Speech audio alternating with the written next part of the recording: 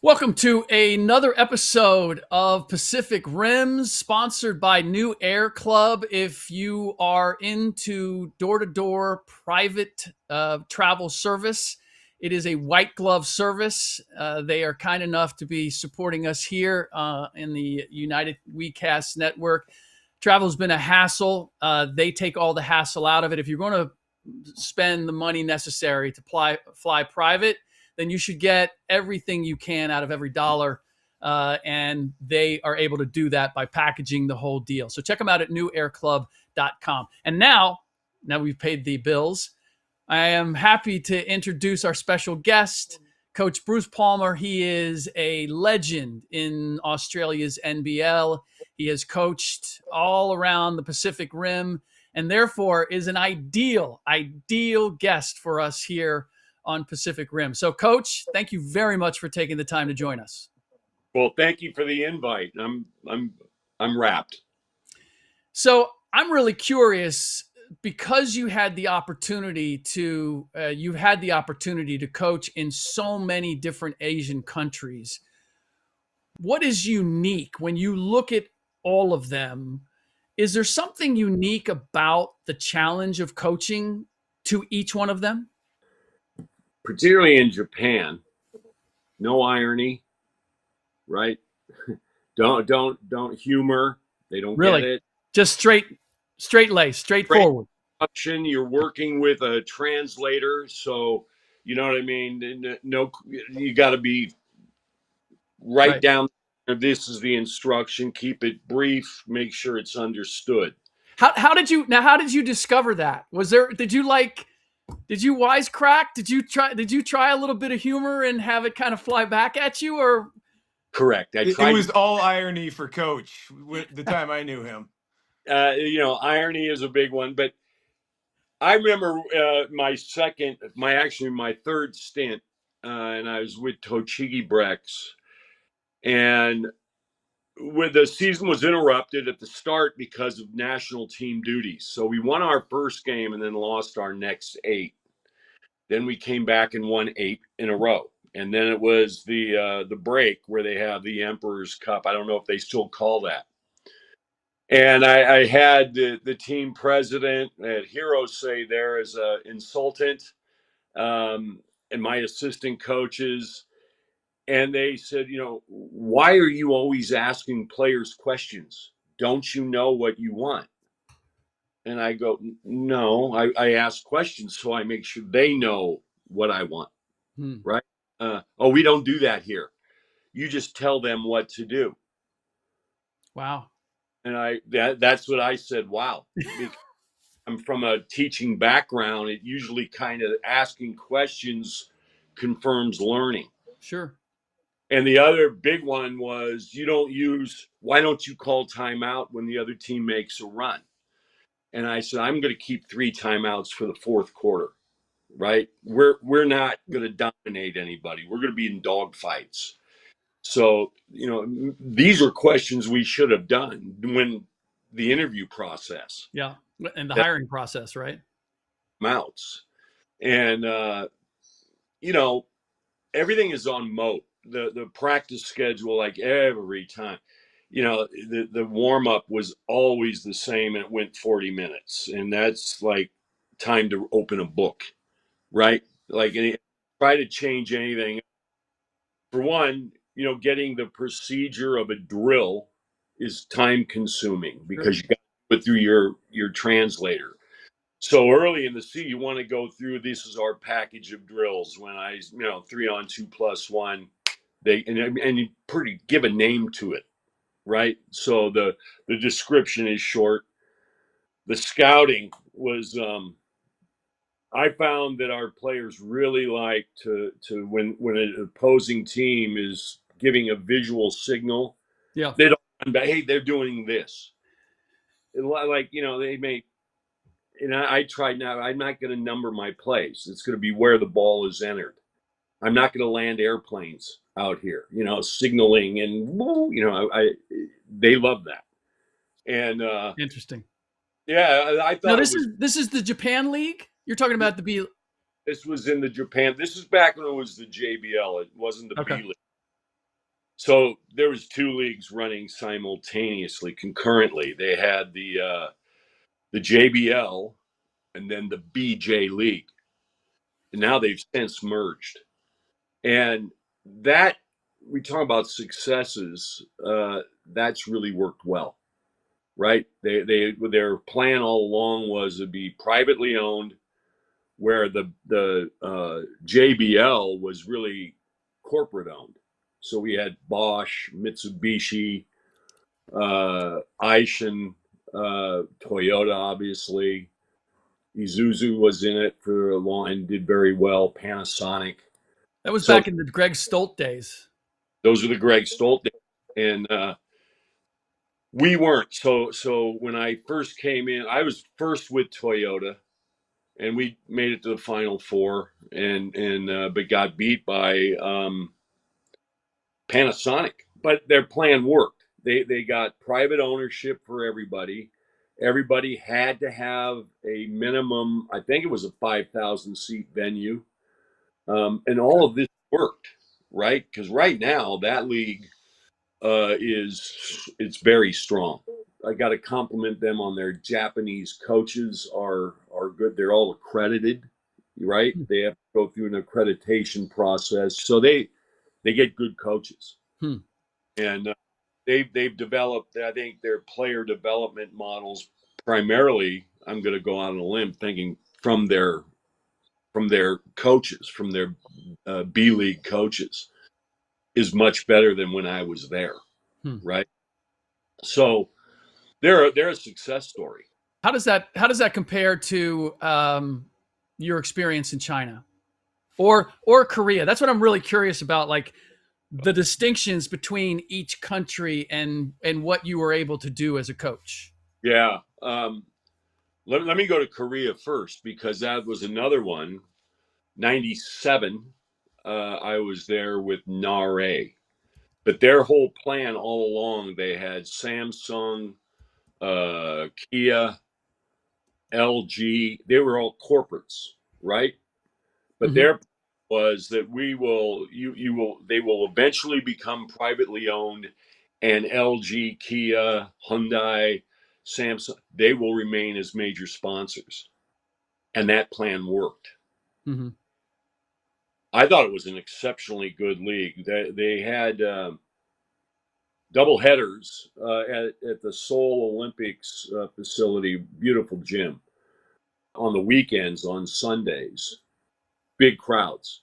Hmm. So I thought the players generally they're a little bit bigger, right? They had a few when I was there. This is '97. They had a few players that had grew up in America, Right. right? I thought they were tough, right? They played a tough brand of basketball. Um, but that as a planned league was executed uh, perfectly. I got to say the same about Japan. Now, Greg offered me the best job I've ever had in basketball, right? I was the technical director of the Dongguan NBA school. And when he called me, I go, wow, NBA school. And Greg right away said, mate, these aren't elite. But that's cool. That it doesn't matter if they're we aspire to get them to elite. Right. So I wasn't in the league, but I had a periphery. My closest friend, I grew up with him, is Brian Gorgon. And Brian was coach of Dalong Leopard, which are now the Shenzhen Aviators. His owner built the school and created this partnership with NBA. Hmm. So I was able to see Brian and his current assistant at Sydney Kings, Billy Tomlinson, was there coaching the Guangzhou women. Hmm. Uh, Jake Jackomas was so there was a pod of really dedicated, passionate coaches. So I got to pick their brain every night. Nepotism's alive and well in China. So our Bruce, head, it's alive and well everywhere. including the NBA. It's not that's not exclusive to China. But there was a big learning curve for me because we're in the high school. We were a training center and a sports school. So we didn't compete in any of the normal high school competitions. You're kind of there to be blamed. Great story is that we had trial. They would come in anytime they wanted to try out. And I'm sitting with my translator, and the mother says, "Which NBA team will he go to?" And I look at John, my translator. She's not kidding. She thought we'd come to this, and then he's going to be in the NBA. Right. That's what NBA team you want to go to. Right.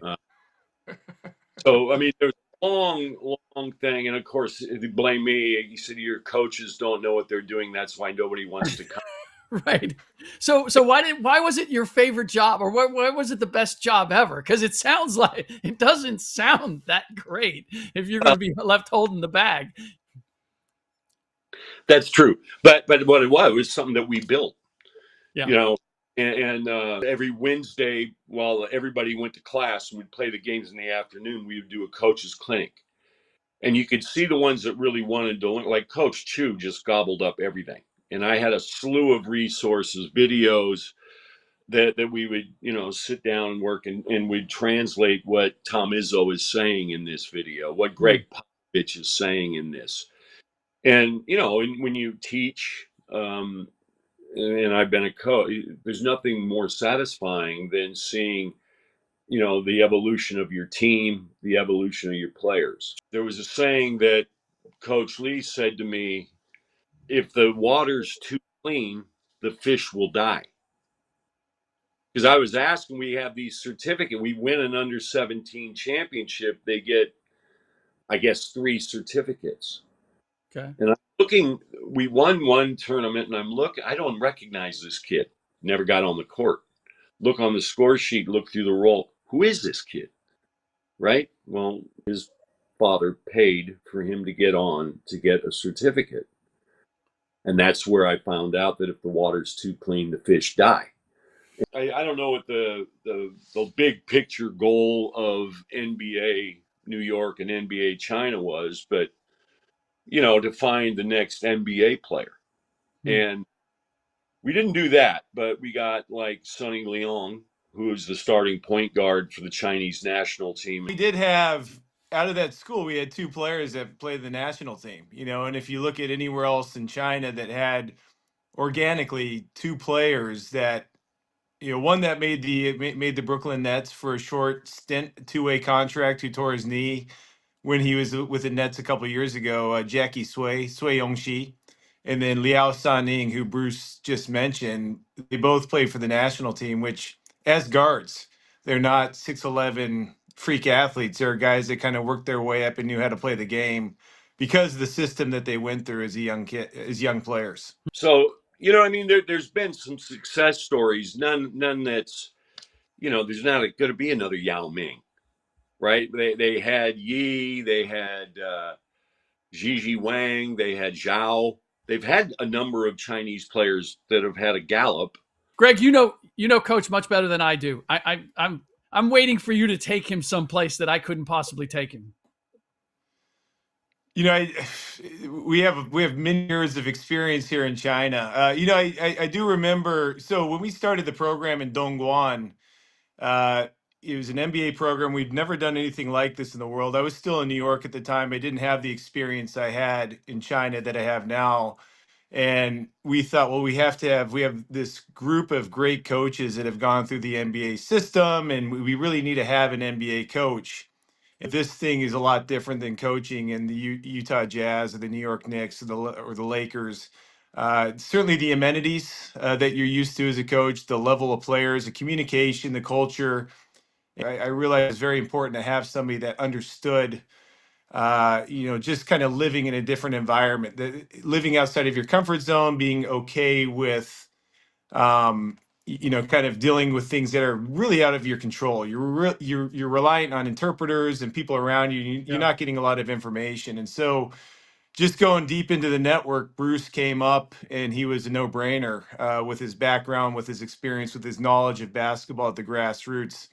I used to go sit in tryouts in Dongguan, and we would go through. Bruce had a rundown of 15, 20 minutes working out kids, and then obviously he'd evaluate them and talk to the parents.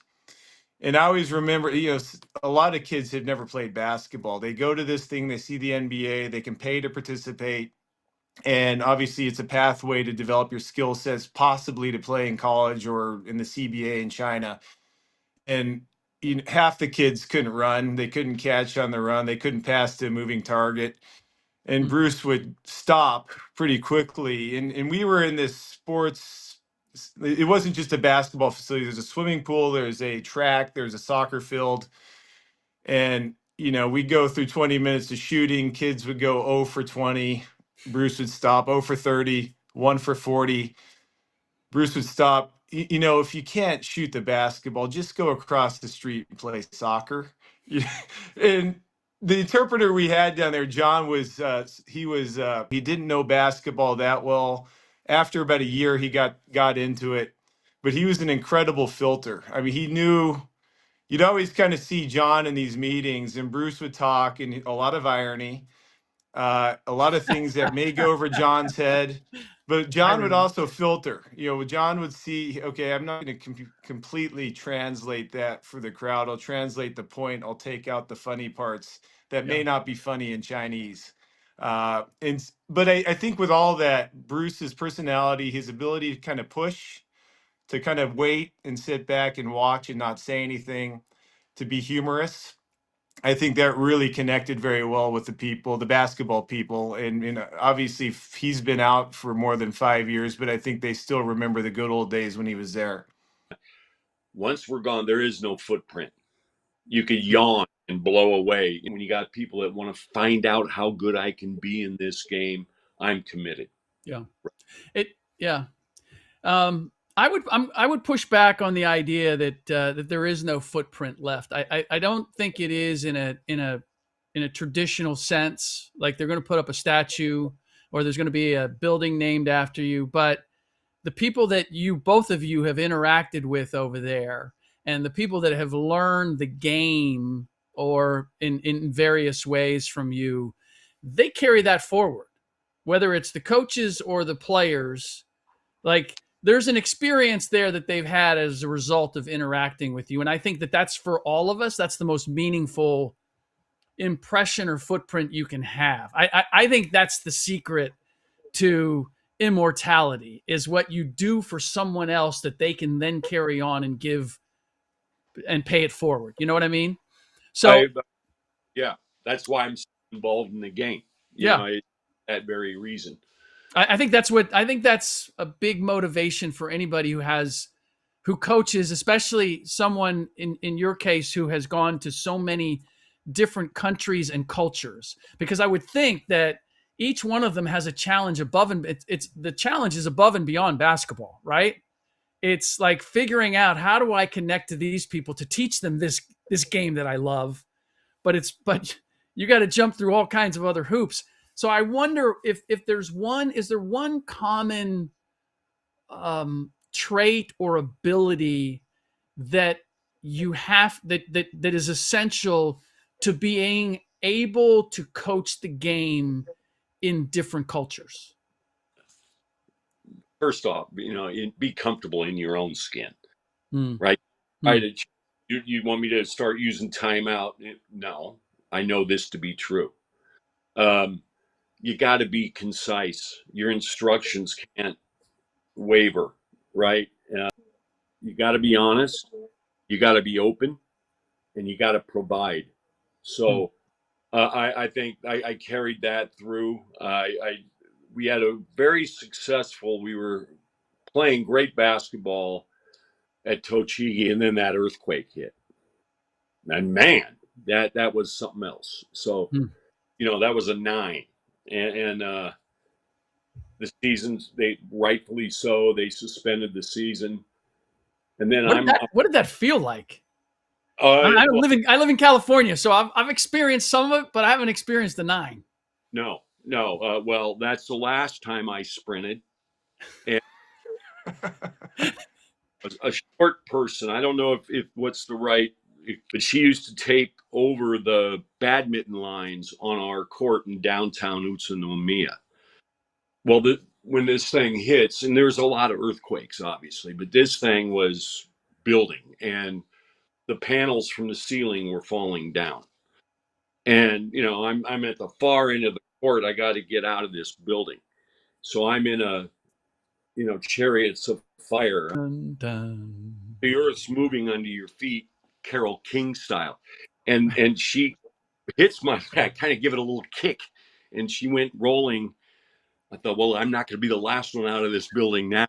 And right at the foyer, little being furious, beats me at the door. I'm like, Christ, now you're outside. Well, Yeah. that ain't, power lines are Oh, swaying. There's big grates. How is that's going to open up? So wow. you surf it out. And that's something in all of my basketball life, in my life, that I'll never forget. And all through the night, there's 7 aftershocks, 6 aftershocks. I get up in the morning, I'm thinking, oh, I'm good. I'm seeing everybody queuing up at Lawson's and 7-Elevens and getting their, staples. Right. And no lights. So it takes me an hour and I get home, and it's dark. But I'm thinking I'm good because I have food in the fridge. Well, that's off. I lived across the street from a 7-Eleven. I go in there, the shelves are stripped. Damn. So I had, you know, everything shut. So I get up in the morning and it was a bad night's sleep. I thought, well, I'll go play golf. So I go to Kanuma 72 and I have a round of golf. There's me and about, I'd say 5 really elderly men. And we have our round. I knew I could get fed because they always had a buffet. Then I'm looking, I'm running low on petrol. So I drive back to the Tochigi office and I'm in, golf gear. I'm in shorts. They're all in the big orange suits with the masks, and I'm like, they go, where have you been? I go, I've been out golfing. I need to get petrol. They go, you're not meant to be outside. Wow. That's when the Fukushima blew up, right? Wow. So I wish I would have known. I wish I spoke. There would have been alerts saying don't go out. The other elderly guys are going like, well, you know what? We're almost ready to kick it anyway. So let's might as well get a final round in. So, they were giving me a look like, what are you? Why would?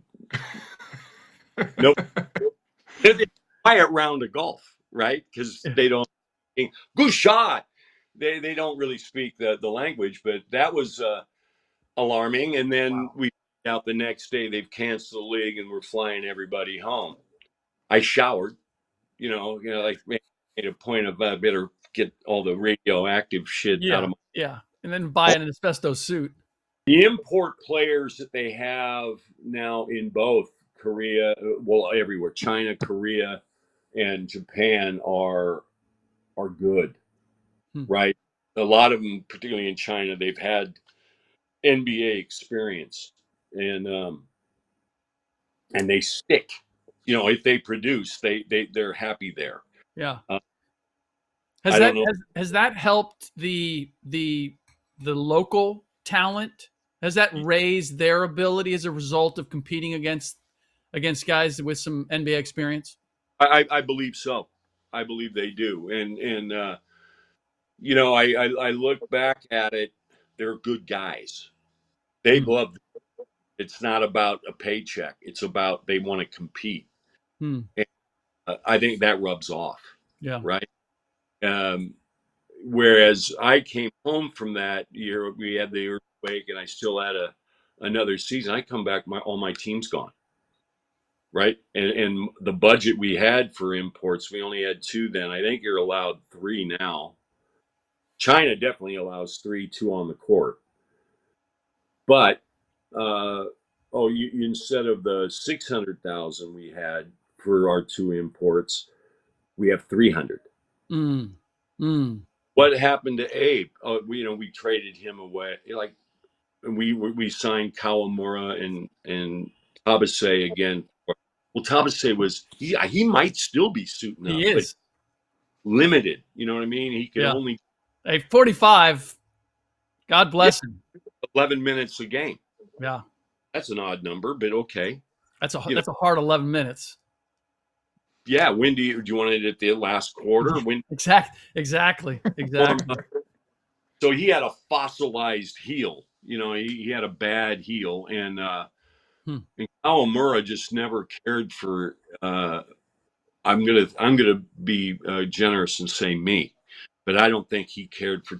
Previously, it was Tommy Wisman. He didn't like foreign coaches, Hmm. Hmm.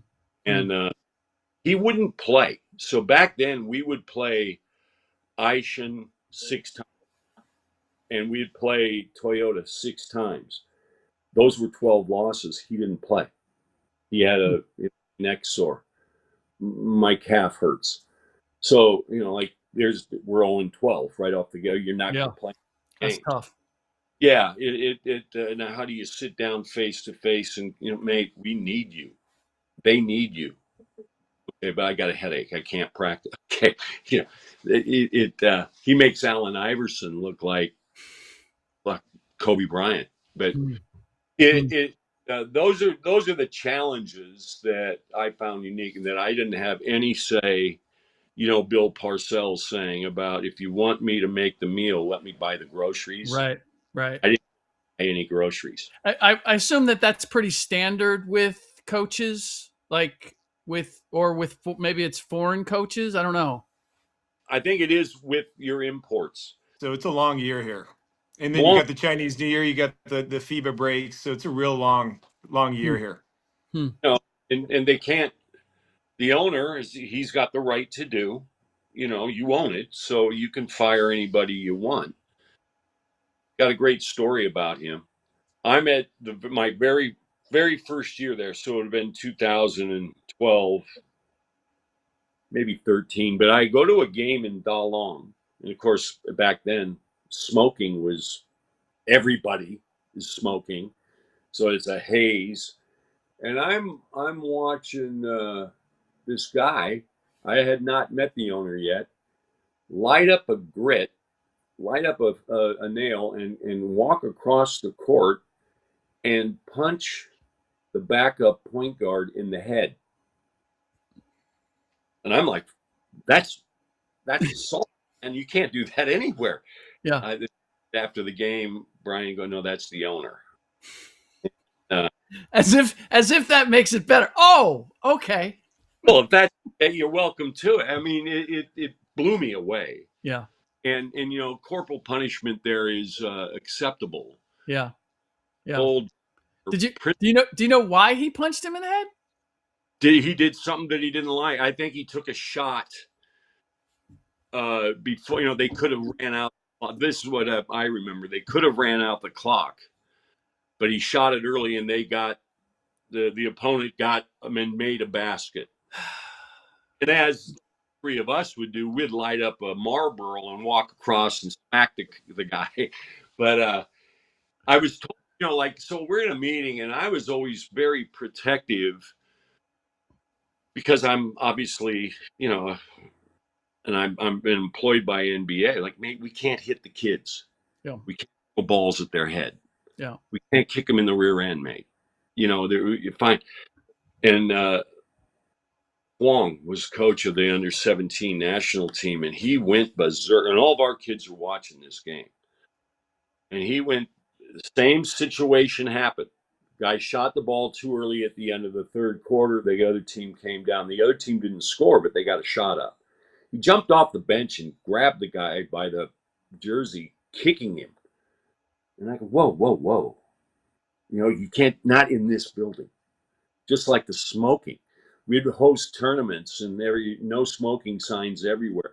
They'll Yeah. all go through and fire off 3 or 4 grits. They're in the stairwell. There's like a pile of your ankles of butts. Like, mate, no smoking. The next meeting with every Mondays. We'd have a little board meeting, and Lee Lin tells me, it's proven that hitting players makes they. I go, mate, you can hit players, but take them off the campus. If you want to go nuts, Yeah. take them off campus Yeah. and beat the shit out of them. If you think that, strip them of phones and lighters. No, I said, it definitely frightens them. Yeah. They won't make that mistake a second time, because who wants to get smacked in the side of the head? Yeah. But that was one of the real challenges. Then you come up and watch practice, and I had a lot of empathy for my coaches. 3 hours on the floor twice a day, Yeah. It's right? crazy. I saw that when I was there back in the days of Yao Ming.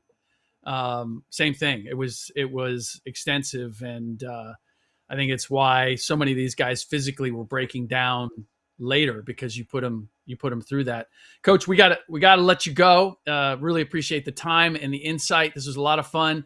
For those who want to get more of Coach, and who wouldn't, Reverse Pivot is his podcast. I'm sure you can find that on any and all platforms.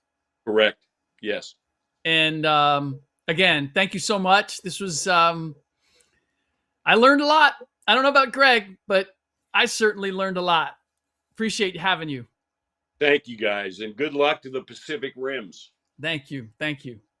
Thanks, Coach. All right. That was Coach. We went a lot longer with him than I expected. I don't know. Before we say goodbye, Greg, what was there anything that he brought up that was either revolutionary for you, or what's your takeaway from that visit? Yeah, so things tend to go a little bit longer than you plan with Bruce. That's normal with all those guys. I think ultimately my experience with him here, I came in like I hadn't lived in China. He hadn't lived in China. As he mentioned, Brian Gorjan had been coaching here and had been successful. Billy Tomlinson, another Australian, had been with the women's national team and coached professionally women's, and both had been successful.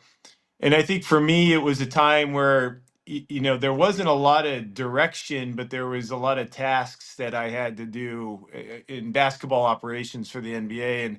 And having guys like Brian, Billy, and of course, Bruce that I could tap into on a daily basis, talk about. And then also, obviously, Bruce leading what we were doing in Dongguan, the only project of its kind that the NBA had in the world. And now they have them all over the world. But that was the very first one and the only one. Yeah. And having him like lay the groundwork there and spending more, it goes both ways. It's, well, the NBA wanted to hire him, but also the people, the locals in Dongguan also had to accept him and work with him. And he lasted 5 years. So to me, he mentioned about legacy and all that. The reason why they wanted him back is he fit really well with what they were trying to do and what we were trying to do. Yeah. So he was like a mentor, as Coach Gorjan was, as Billy Tomlinson was for me. I needed a little bit of direction at a time where it was kind of open here without a lot. And they were very supportive for myself in just trying to figure out things in China. Well, I certainly have a greater appreciation for what you did for 17 years, and the challenges that you faced as a result of Bruce's stories. It gives me a little more understanding of what you were up against and what you were willing to sort of battle through in order to accomplish the end goal, which was to expand the reach of the NBA and basketball in general. So thank you for helping bring Bruce on, and that does it for this episode. Greg, as always, a pleasure. We will do it again next week. Sounds good. See you next week.